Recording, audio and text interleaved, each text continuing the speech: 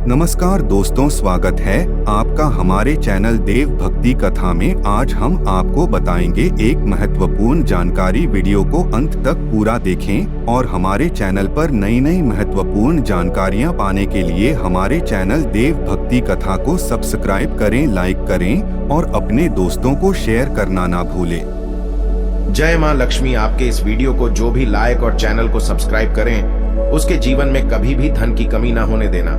दोस्तों, पूरे 500 सालों के बाद बन रहा है दिव्य दुर्लभ महाशुभ संयोग 9 नवंबर गुरुवार रमा एकादशी। इस दिन यानी 9 नवंबर रमा एकादशी के दिन चुपचाप गाय को खिला दें। ये एक छोटी सी चीज, रोडपति भी होंगे, 1 करोड़पति मिलेंगी।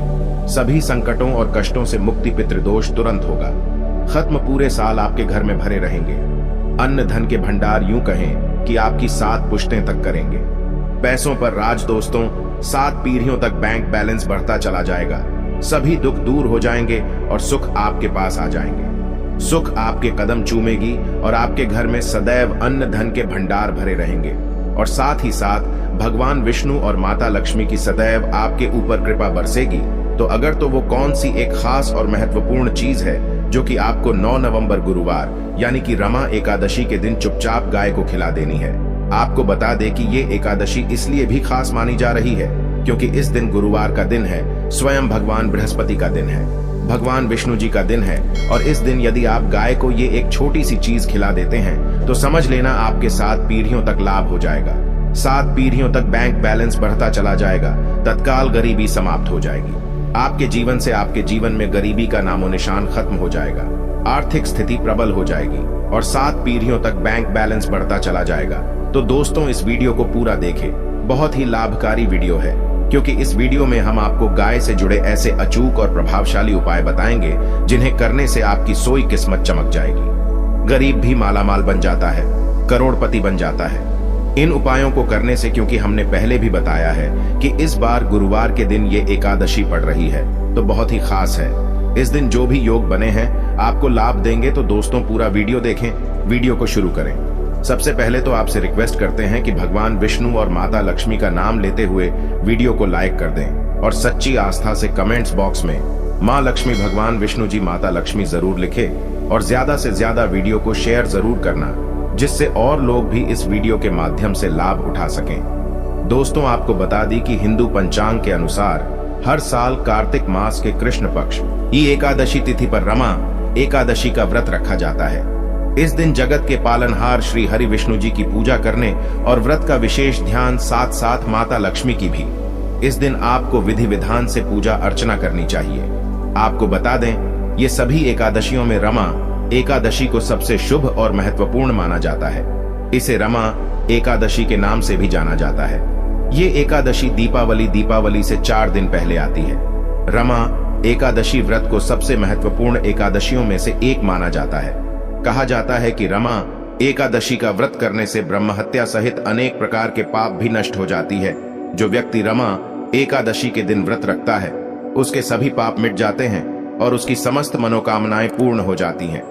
भगवान विष्णु जी, माता लक्ष्मी समस्त मनोकामना में उस व्यक्ति की पूर्ण कर देती है।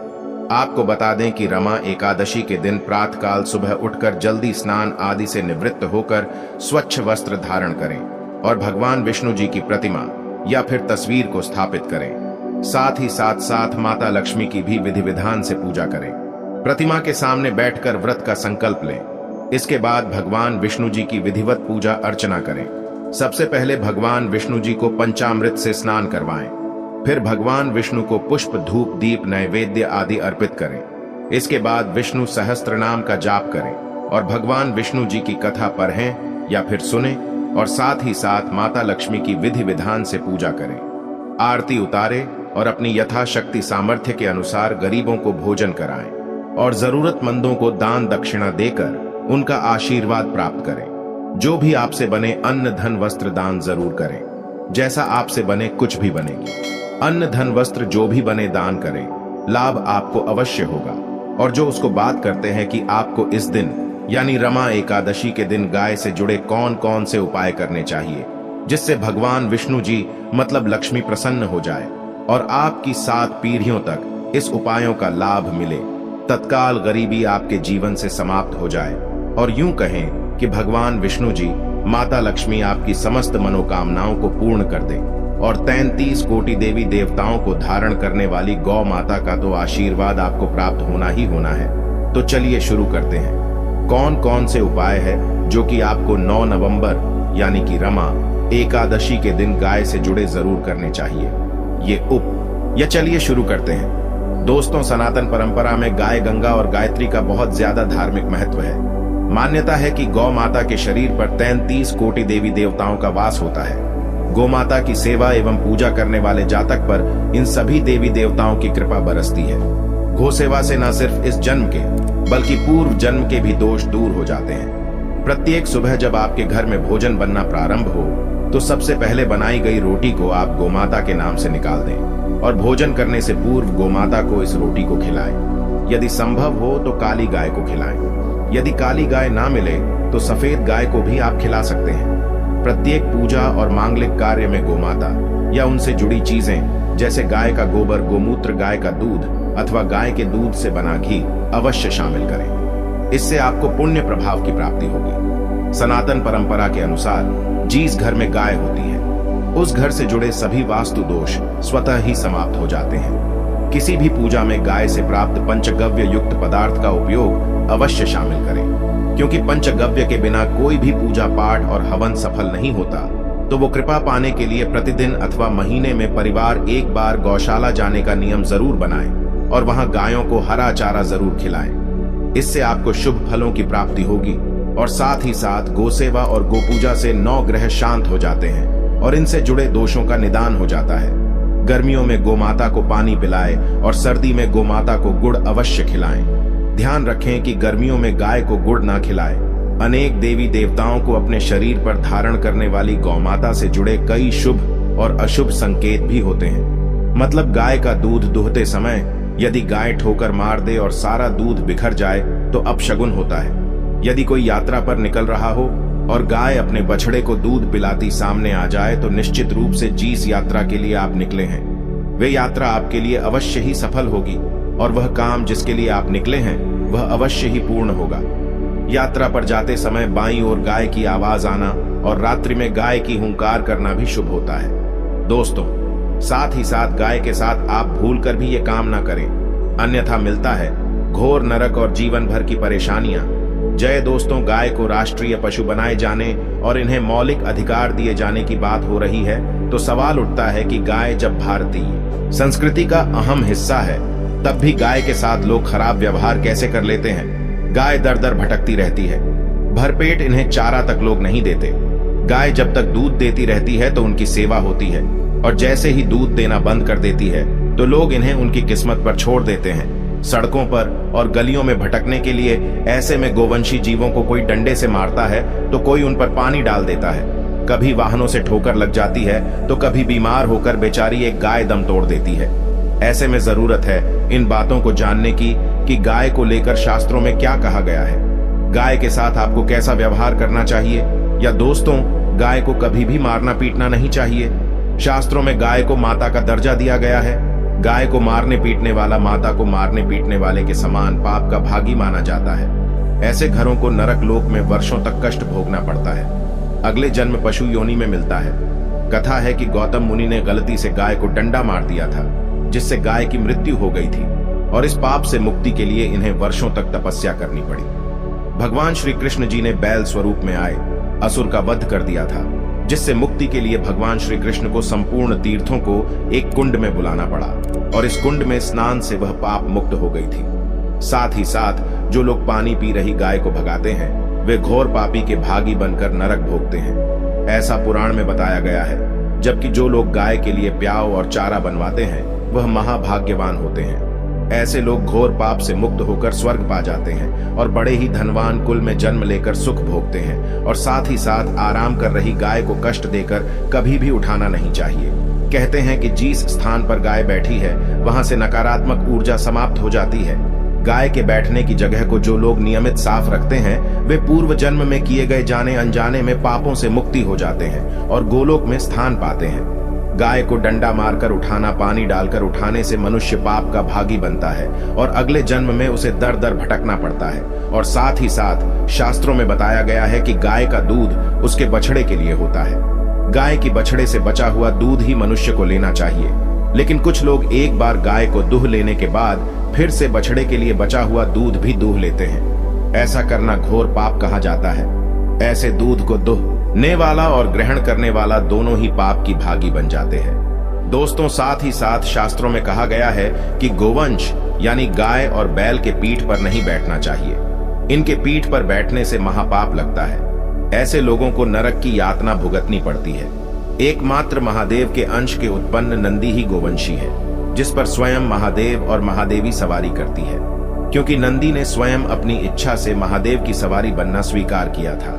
और साथ ही साथ शास्त्रों में गाय के दान को बहुत ही महत्व दिया गया है, लेकिन ऐसी गाय का दान कभी नहीं करना चाहिए जो बूढ़ी और बीमार हो। कठोपनिषद में नचिकेता की कथा भी इस संदर्भ में है कि जिस नचिकेता ने पिता द्वारा बूढ़ी गाय को दान करने पर आपत्ति जताई थी।